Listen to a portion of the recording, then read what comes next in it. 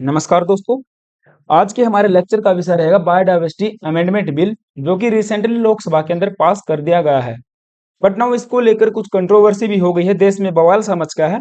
कुछ इन्वायरमेंटलिस्ट हैं और कुछ ऑर्गेनाइजेशन हैं और साथ में अपोजिशन इसका काफी खासा विरोध कर रहे हैं। हम लोग डिटेल से डिस्कस करेंगे कि एक्चुअल में मामला है क्या, और 2002 वाला जो हमारा एक्ट था उसके कौन से ऐसे प्रोविजंस थे जिसके अंदर अमेंडमेंट किया गया है, जिसको लेकर एक कंट्रोवर्सी स्टार्ट हो गई है। तो इस वाले एक्ट का कंपैरिजन करेंगे नए वाले बिल के साथ में, ठीक है।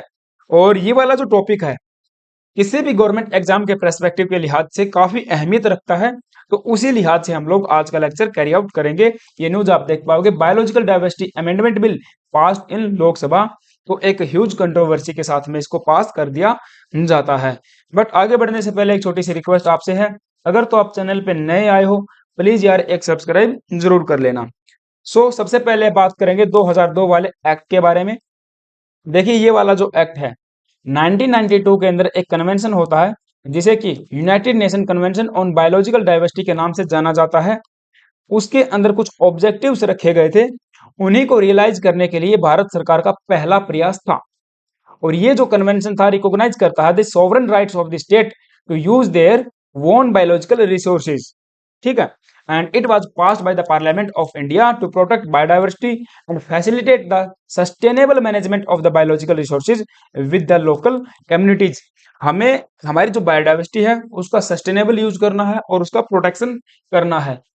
तो यहाँ पे एक शब्द हमने देखा बायोडाइवर्सिटी, बायो प्लस में डाइवर्सिटी मीन्स जहां पर जीवों की बहुत अधिक विविधता पाई जाए उस क्षेत्र को हम बोल देंगे बायोडाइवर्सिटी। और अगर अगर रीजन की अगर बात करोगे, इकोसिस्टम की बात करोगे, तो हम उसको बायोडाइवर्सिटी हॉटस्पॉट के नाम से भी जानते हैं। जैसे उस क्षेत्र में हमें जीवों की बहुत सारी प्रजातियां देखने को मिलती हैं, जैसे प्लांट्स की, bacteria, animal, human beings, micro organisms, fungus है, ये इस टाइप के बहुत सारे लिविंग थिंग्स की एक प्रजातियां हमको देखने को मिलेंगी एक रीजन में, और एक इकोसिस्टम वहां पे बनेगा। उस क्षेत्र को हम बोल देते हैं biodiversity. Means biodiversity is a term used to describe the enormous variety of life on the earth, simple भाषा में, ठीक है। साइंटिस्ट का मानना यह है कि 8.7 million species of the plant and animals are in existence, but केवल 1.2 मिलियन स्पीसीज ही हम लोग अभी तक आइडेंटिफाई कर पाए हैं, और उनमें से भी बहुत सारी इंसेक्ट की प्रजातियां हैं। इसका मतलब ये हुआ कि बहुत सारी प्रजातियां अभी भी हमारे लिए मिस्ट्री बनी हुई हैं। दूसरा यहाँ पे शब्द आता था हमारे पास बायोलॉजिकल रिसोर्सेज। अब देखिए जो बायोलॉजिकल रिसोर्सेज हैं उसका मतलब ये होता है कि कुछ ऐसे प्लांट्स, एनिमल या फिर माइक्रो ऑर्गेनिजम्स या उनके कुछ पार्ट्स, उनका जेनेटिक मटेरियल्स, उनका बाई प्रोडक्ट्स का यूज यदि हम एक्चुअल में और पोटेंशियल यूज उसका कर पाए, वास्तविक और संभावित यूज अगर उसका है, कुछ वैल्यू अगर उसके अंदर है, तो उन चीजों को हम लोग बायोलॉजिकल रिसोर्स के रूप में लेते हैं। लेकिन इसमें ध्यान रखने वाली बात यह है कि ह्यूमन जेनेटिक मटेरियल्स को इसमें नहीं इंक्लूड किया जाता है, ठीक है। केवल प्लांट, एनिमल, माइक्रो ऑर्गेनिज्म, उनके जेनेटिक मटेरियल्स, उनके बाई पार्ट्स को रखते हैं। इसके 3 ऑब्जेक्टिव बताए जाते हैं। सबसे पहला, conservation of the biological diversity. भाई हमारी जो बायोडाइवर्सिटी है इंडिया के अंदर या फिर किसी भी देश की लगा लीजिए, उसको हमें कंजर्व करके रखना है, बचा के रखना। सस्टेनेबल यूज होना चाहिए उसके कंपोनेंट्स का, उसके रिसोर्सेज का फेयर यूज होना चाहिए। प्रत्येक कम्युनिटी को, प्रत्येक वर्ग को उसका फायदा होना चाहिए। In order to prevent overuse और eventual destruction of the biodiversity. इसके साथ साथ कुछ सैलिएंट फीचर हैं, जैसे कि regulation of the access to biological resources of this country, conservation and sustainability of the biological diversity, sustainable use होना चाहिए, protection of the knowledge of the local communities regarding the biodiversity। देखिए भाई, हमको और आपको जो भी हमारी जड़ी बूटियां हैं, जो बायोडाइवर्सिटी है, उसके बारे में ज्यादा जानकारी नहीं होती है। लेकिन तो जो लोकल कम्युनिटी है, ट्राइबल पीपल हैं, ट्राइबल जो वर्ग हैं, उनको उसके बारे में अत्यधिक जानकारी होती है। तो उस नॉलेज का हम लोग यूज करें, उस नॉलेज का प्रोटेक्ट करके रखें हम लोग, और उसको यूज करके जो भी हमको बेनिफिट हो उसका कुछ ना कुछ शेयरिंग भी होना चाहिए उन लोकल पीपल के साथ में। उनकी नॉलेज का यूज करके हमने कोई मेडिसिन बनाई, मेडिसिन को हमने बेच दिया, उससे कुछ भी पैसा आया, जो हमको इनकम हुई कंपनी को, उसका कुछ ना कुछ पार्ट, कुछ ना कुछ शेयर इन लोकल पीपल को भी जाना चाहिए। ये भी हमको इंश्योर करना था इस एक्ट के तहत। Protection and rehabilitation of the threatened species, जो प्रजातियां विलुप्त होने वाली हैं या विलुप्त हो गई हैं, उनको भी विलुप्त होने वाली हैं, विलुप्त होने की कगार पे हैं, उनको भी प्रोटेक्ट करके रखना है। अगर कोई इलीगल कार्य एक्टिविटी करता हुआ पाया गया, कोई भी एक्ट ऐसा है जो कि इलीगल है और इस एक्ट के तहत ऑफेंसिव है, तो वो नॉन बेलेबल होगा, आपको संज्ञेय अपराध की कैटेगरी में रख के सजा जरूर मिलेगी। ये भी इसके अंदर बताया जाता है। ठीक है।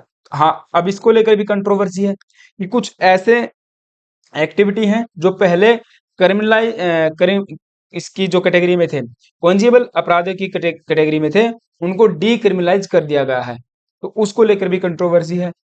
और यहाँ पे मान के चलिए कोई भी ग्रीवेंस आती है related to the determination of benefit sharing और order of the NBA and SBB of this act shall be taken to the NGT यानी कि नेशनल ग्रीन ट्रिब्यूनल।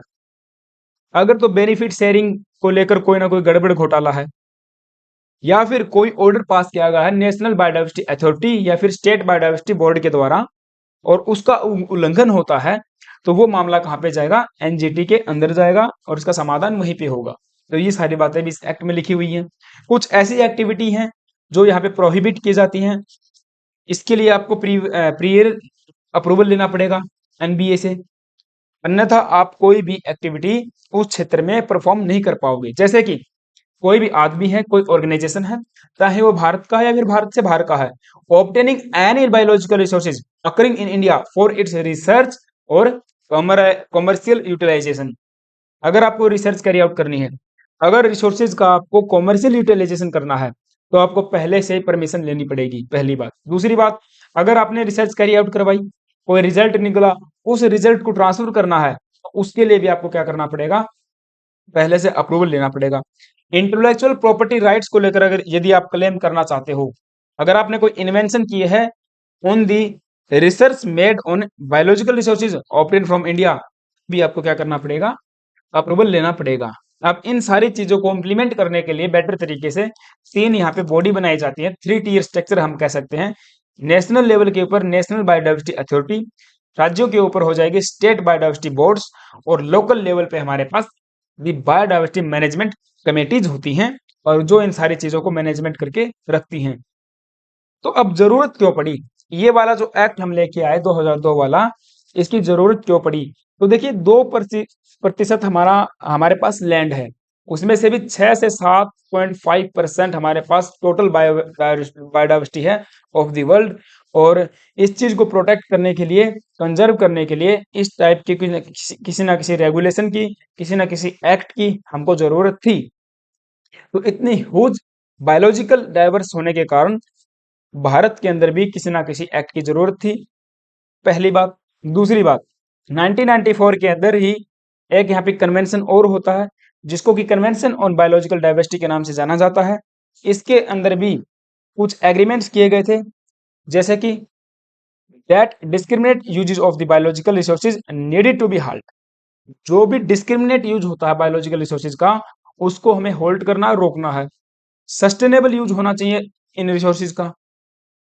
इसके साथ साथ जो लोकल पीपल हैं और कम्युनिटीज हैं, जो हेल्प करती हैं in protecting and maintaining these resources, need to be rewarded for their efforts, अर्थात बेनिफिट शेयरिंग की बात हो रही है। 3 तरीके के 3 यहाँ पे मेन ऑब्जेक्टिव लाए गए थे, उनको भी हमें फुलफिल करना था, क्योंकि इंडिया इस 1994 वाले कन्वेंशन का पार्ट था और 1992 वाले का भी। तो ये सारी चीजें थी, इन चीजों को देखते हुए हम लोग 2002 के अंदर एक्ट लेके आते हैं, वाजपेयी सरकार इसको लेके आती है। लेकिन अब 25 जुलाई को एक अमेंडमेंट किया जाता है, कुछ ऐसे प्रावधान थे जिसके अंदर अमेंडमेंट किया जाता है और उनको अप्रूवल भी मिल जाता है लोकसभा से। सरकार का देखिए इस पे कहना यह है कि कुछ सेंट्रल मिनिस्ट्रीज हैं, स्टेट गवर्नमेंट्स हैं, रिसर्चर्स हैं, इंडस्ट्री हैं, कुछ प्रैक्टिशनर हैं, कुछ यहाँ पे स्टेक होल्डर हैं, उनके कुछ कंसर्न्स थे, उनकी कुछ प्रॉब्लम्स थी regarding the implementation of the 20 year old law. उनको हमें एड्रेस करना जरूरी था और उनको एड्रेस किया गया है इस 2021 वाले बिल के अंदर, जो कि पास अब किया गया है।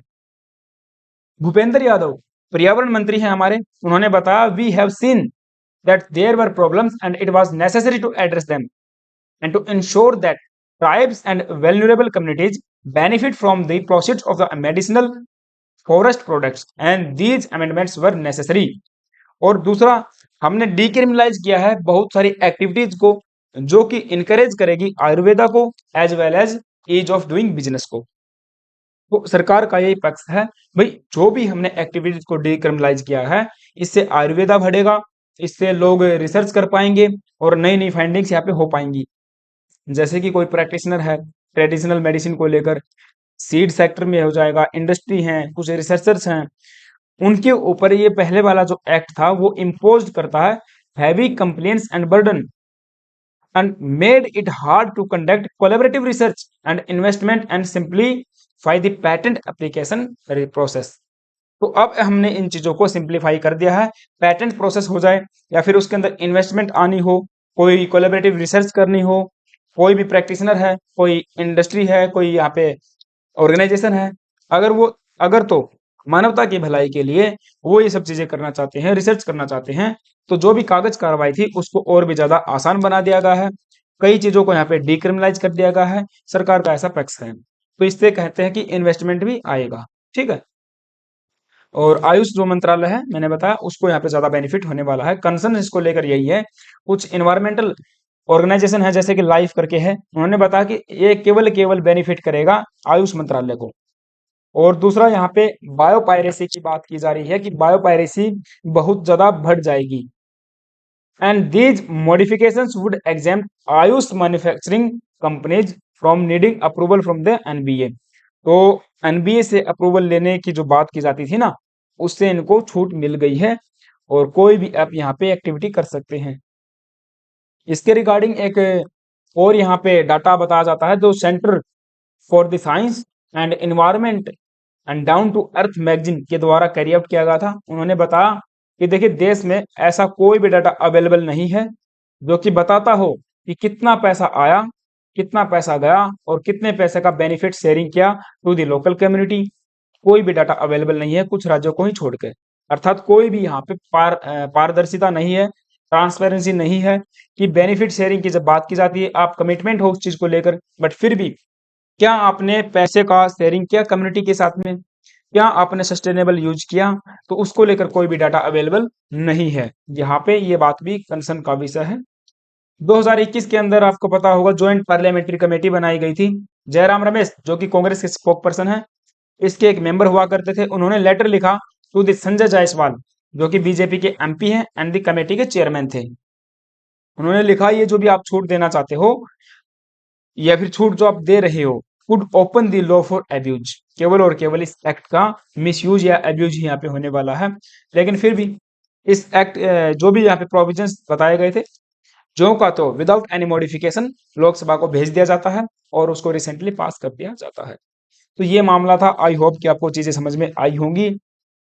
आपका इसके ऊपर क्या ओपिनियन है, let me know in the comment box. And one more things, अगर आप चैनल पे नए आए हो तो प्लीज एक सब्सक्राइब जरूर कर लेना। Thank you guys, have a nice day, जय हिंद।